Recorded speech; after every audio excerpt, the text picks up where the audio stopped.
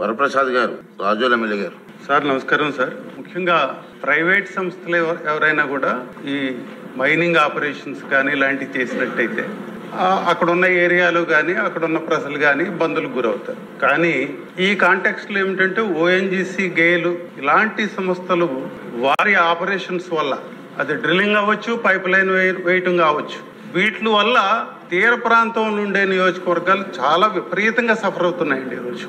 ఇది మీ దృష్టికి తీసుకురావాలని నా ఉద్దేశం.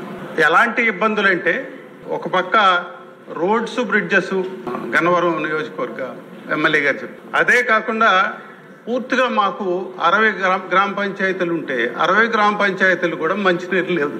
గ్రౌండ్ వాటర్ ఫెయిల్ అయిపోయింది, సెలైన్ అయిపోయింది, డ్రైన్స్ పొంగుతూ ఉన్నాయి. సో అదే కాకుండా పంటలు లేవు, కొబ్బరి చెట్లు చచ్చిపోయాయి, 100 మంది డయాలసిస్ పేషెంట్లు ఈరోజు ఇంకో మరో ఉద్దానంగా తయారయ్యే పరిస్థితి ఇక్కడ. ఈ విషయంలో అటు ఓఎన్జీసీ, గేలు వాళ్ళు ఏమీ పట్టించుకోవట్లేదు. సిఎస్ఆర్ ఫండింగ్ అని చెప్పి 2% చెప్తా ఉన్నారు. అది ఇటీవల కాలంలో మాకు ప్రాఫిట్స్ లేవు కాబట్టి 1 కోటి రూపాయలు కూడా జిల్లాలో ఖర్చు పెట్టే పరిస్థితి లేదు. ఇది కార్పొరేట్ సోషల్ రెస్పాన్సిబిలిటీయా లేకపోతే అసలు మోరల్ రెస్పాన్సిబిలిటీయా అది తెలియని పరిస్థితి ఉందండి ఇక్కడ. కాబట్టి ముఖ్యంగా నేను రాష్ట్ర ప్రభుత్వం దీని మీద దృష్టి పెట్టాలని నా రిక్వెస్ట్.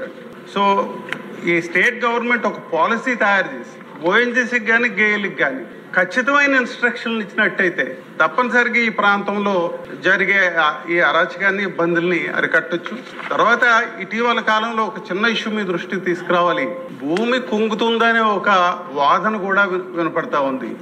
ఈ డ్రైన్లు పొంగటానికి కారణం ఏమిటంటే, అసలు డ్రైన్స్ సముద్రంలో కలవట్లేదండి, అసలు మురుగునీరు పోవట్లేదు. దీనికి కారణం ఏమిటంటే కొంత ఆ భూమి కుంగుతుందనే ఒక ఒపీనియన్ కూడా ఉందండి ఇక్కడ. ఇది ఒక సైంటిఫిక్ స్టడీ చేశారా? దీనికి ఒక పాలసీ అరైవ్ అవ్వాల్సిన అవసరం ఉంది. కాబట్టి ఇది మీ దృష్టికి తీసుకురావాలని చెప్పి కోరుతాను.